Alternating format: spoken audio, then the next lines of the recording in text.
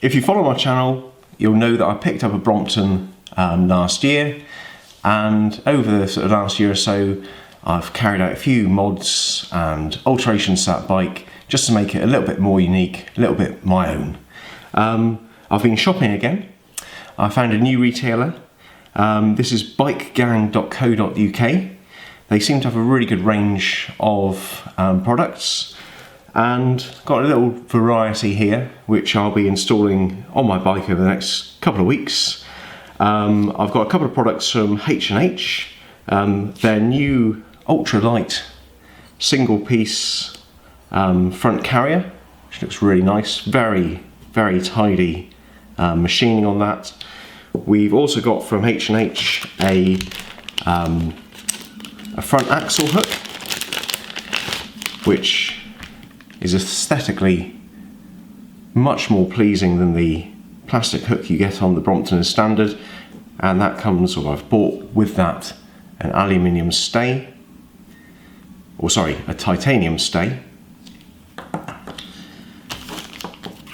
To go with it as well, I bought a MiniMOD. Now I'm not sure if I've found MiniMOD products elsewhere, but it might be a brand owned by Bike Gang, I'm not quite sure, but that's just a little carbon fibre rear triangle protector just to pair up with that front stay. But for today, the star of the show is this wave spring rear shock.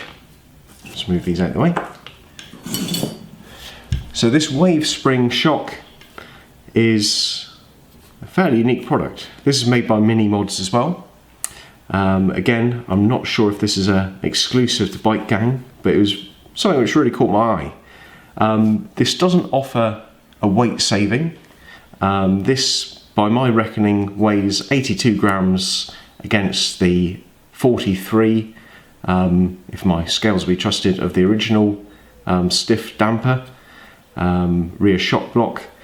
But it just caught my eye. Aesthetically very pleasing. Never knew there was such a thing as a wave spring before.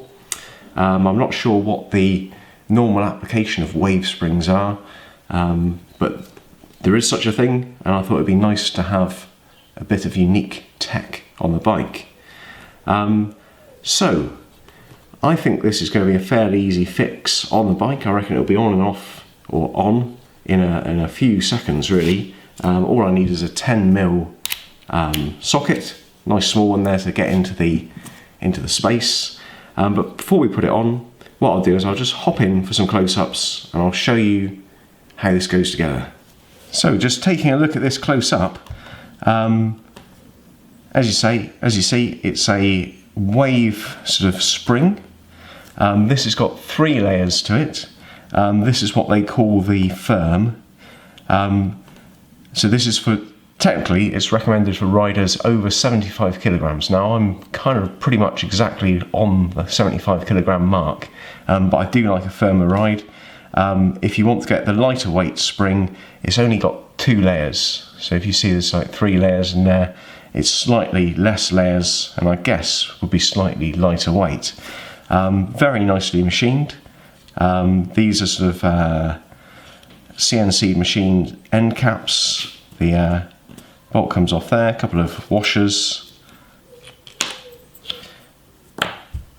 The central bolt there is titanium, so a little bit of weight saving.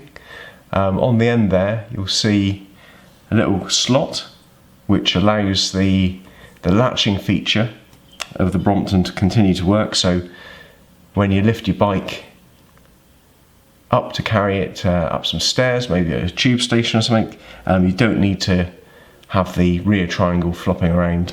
I used to have a sort of pre-2008 model, I think it was. Didn't have this latching feature, really annoying, and it was a great thing when Brompton brought that in. Now it's very much standard. People probably don't realise it was ever a point where it wasn't offered. So maintain the latching feature, titanium bolts, nicely machined end caps. Now I think these are aluminium. I think that was aluminium. That might be a plastic, but nicely machined nonetheless. And then you're on to the star of the show, the spring. Now, it's actually sort of quite loosely bound in sort of in tension. You can open that up, but in compression, I guess that's a much stiffer action. I can't move that at all with my fingers. You pull it apart, that's fine. You can flex it side to side. Yeah, interesting bit of tech. I'd be really interested to know what the normal application for a wave spring is. If you know, put it in the comments below. But I guess it's about time to get this on the bike, isn't it? So let's get over to the bike. As I say, 10mm socket set, nice little small one there to get into the space. I had to think about the clever way of doing this. I wondered whether I should fold up the bike and do it that way, but what I figured is if I prop the bike up against the wall and simply use the weight of the bike just to pinch the unit back into place. So it's a quick unlatch and lift, out with the old, in with the new, and then everything's held together and nice and simple to assemble. Back on with the washer, bolt, or nut rather, and then tightening it up. Literally a 1 minute job. Spinning a bit there, but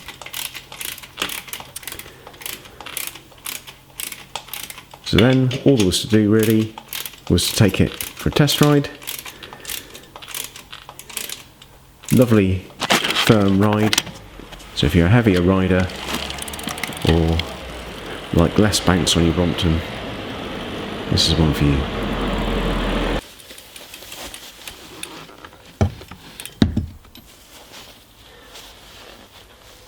Okay, so I've had a little ride on this. So the first impressions are this is a really solid, firm ride.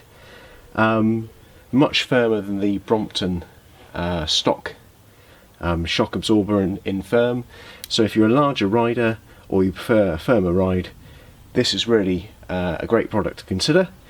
As I say, it is not a weight saving product. It is a interesting bit of tech. It is aesthetically pleasing and quite unique. That's why I've put it on my bike. But yeah, a nice little mod. Only took a minute to get on, as you saw. Very simple and easy to swap back and forth if you like changing your bike up. So that's about it. £49, bikegang.co.uk. I'll put a link below, and we'll have some more mods and product reviews shortly. If you haven't seen my channel before, please check it out. Not just cycling, boots, denim, everyday carry, fountain pens, pen knives, that sort of thing. Recently got back into guitar, so there's a couple of guitar videos on there. Yeah, check it out. If you like this video, please give it a thumbs up, and of course subscribe. Okay, hope that was useful. See you for the next video. Bye bye.